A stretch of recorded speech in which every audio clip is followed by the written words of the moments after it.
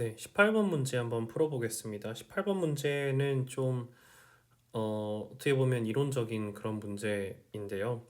지금 x1부터 xn까지가 조인트 덴시티에서 지금 뽑은 랜덤 베리어블이라고 하고요. 그리고 s라고 하는 걸 이제 세타에 대한 sufficient statistic, 즉 충분 통계량이라고 이야기를 하고 있습니다. 이럴 때 되게 제너럴하게 쓰여져 있죠. h0가 세타가 세타 제로다 혹은 h1에서 세타는 세타 1이다 라고 이렇게 주어졌을 때 얘네의 NP 테스트 리젝션 리전을 구하면 이게 sufficient statistic인 S에 의해 표현이 된다, 이걸 한번 보여봐라 라고 하는 겁니다. 그러면 사실은 막상 쓰고 나면 별건 없는데 꼭 이런 것들은 좀 뭐야 지금 이거 어떻게 시작해야 돼 이러면서 좀 막막하기 마련인 것 같아요. 그래서 몇 가지 표현들에서 한번 이 풀이를 어떻게 시작을 해야 될지 힌트를 얻어보면, 요 NP 테스트를 구하라고 했는데 주어진 게 심플 하이포테시스네요. 그러면 당연히 우리는 네이만 피어슨 렘마를 활용할 생각을 해야 되고, 네이만 피어슨 렘마를 활용하면 likelihood ratio를 구하게 되죠. 근데 likelihood ratio라고 하는 게 지금 요 상황에서는 결국에는 조인트 PDF인데, 그럼 또 한 가지 떠올려야 되는 건 이것과 연관해서 조인트 PDF가 있다?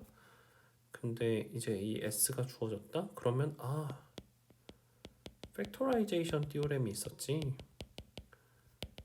즉 팩토라이제이션 띠오렘을 활용을 하면 저 조인트 CDF, 조인트 덴시티를 S가 등장하는 형태로 만들 수 있을 거고, 그러면 결국에 우리는 큰 덩어리에서 네이만 피어슨과 팩토라이제이션을 적용을 해봐야겠다라고 그 생각을 하고 문제를 푸실 수 있을 겁니다.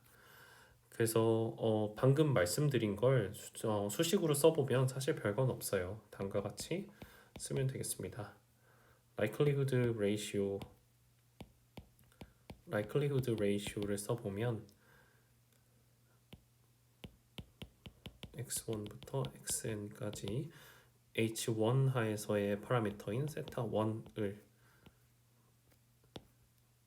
분모로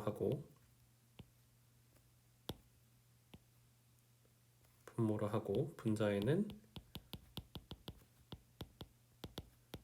h0에서 가지고 온 세타 0를 대입을 하면 되겠죠.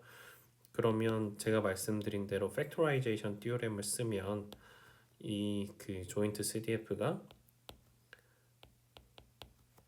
sufficient statistic과 파라미터를 가지고 있는 함수 덩어리 곱하기 x만 가지고 있는 함수로 쪼개지고, 분자의 경우도 마찬가지죠. sufficient statistic과 파라미터 세타 0를 가지고 있는 한 덩어리와 그냥 x만 가지고 있는 덩어리로 나눠집니다.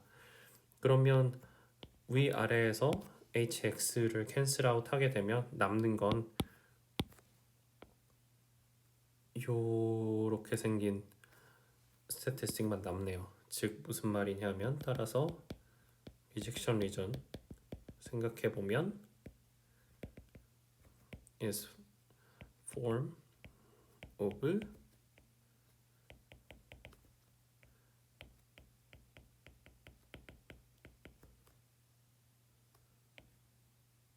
분자 분모의 충분 통계량이 나타나지는 요게 어떤 특정